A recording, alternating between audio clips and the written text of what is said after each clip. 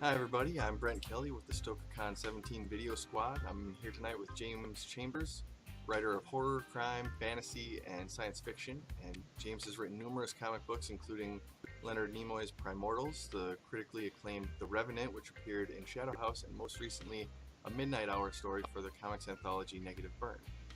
Uh, Thanks for taking the time to chat with me, James. Oh, thank you for having me on the internet with you. So you're leading a workshop at StokerCon called Picturing Fear, Writing Horror Comics and Graphic Novels.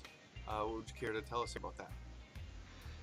Sure. It's going to be a look at, I guess, how I first described it when I pitched the workshop is a look at the vocabulary of comic book storytelling, which is unique.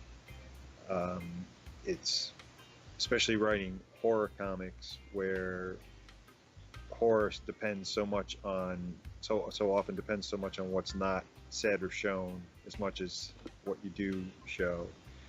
That to write horror comics for a visual medium can be a little bit trickier, even I think, than writing horror prose stories.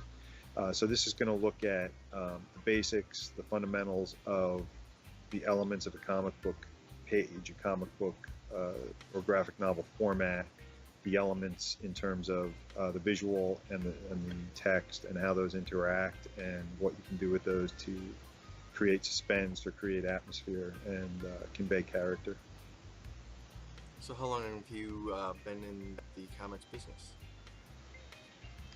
Oh, since about 1992, in one way or another, with some fits and starts along the way.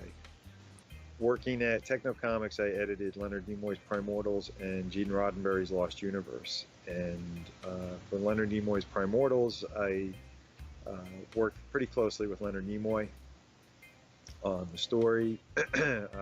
We spoke on the phone pretty frequently. The first year and a half or so of the series, he was very engaged in kind of getting the book on the right track, sticking to the vision he had for the series. And so we talked about that. I actually collaborated with him on a special two-part series in the run that was the origin story for the Primordials. And so that we actually sort of hashed out the plot together, going back and forth, and then I wrote the scripts for that. And he came to visit the editorial offices, so I got a chance to meet him in person and chat and hang out for a little bit. And I also got to meet and work with Majel Barrett Roddenberry, who was overseeing Gene Roddenberry's Lost Universe. By that point, Gene Roddenberry had passed away, but she was sort of shepherding some of his creations that hadn't really made it to TV or film or comics yet at that point, and Lost Universe was one of them. So she was very involved with that for a while. And I also got to meet a lot of my comic book creator idols. Got to work with Gil Kane, who did some covers for me on Isaac Asimov's iBots, which was another book that I edited. I also got to work with George Perez on that book, who is an artist, a favorite artist of mine. And yeah, really, that was one of the great things about editing at Techno is I got to work with a lot of artists that I'd grown up following their work or admiring their work. I worked with Bill Sienkiewicz, who did covers for Lost Universe, Art Adams and Walt Simonson, who did some covers for Primordials. Um, and I'm sure I'm forgetting some other people who were, kind of legends for me when I started getting into comics and actually got the opportunity to work with them. So do you have any prize, kind of trophy-ish comics in your collection?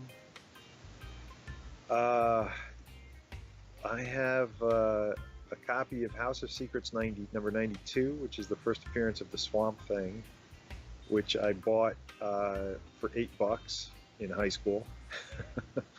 um, I believe it's worth a bit more than that now. Not that's not my main goal. My main motivation for collecting comics. It's kind of fun to see that they accrue value over the years. Uh, I've said this to people who I don't know if you're familiar with the whole process in comics now where people get their books professionally graded and then sealed in a plastic case. And you can't take the book out of the case because that ruins the grade authorization, and then it's no longer valid. So I've had conversations with friends of mine and other people who are very much into that about how I think that's awful, because every comic I buy, no matter what it is or what I pay for it, I buy it with the intention of reading it. So that's really, my thing. So yeah, I do have some comics. I guess kind of, prize collections like that House of Secrets issue, and a few other things here and there. I've got a Golden Age issue of Detective Comics that has a really great cover image of Batman on it going through like a sewer with his bat flashlight, stuff like that.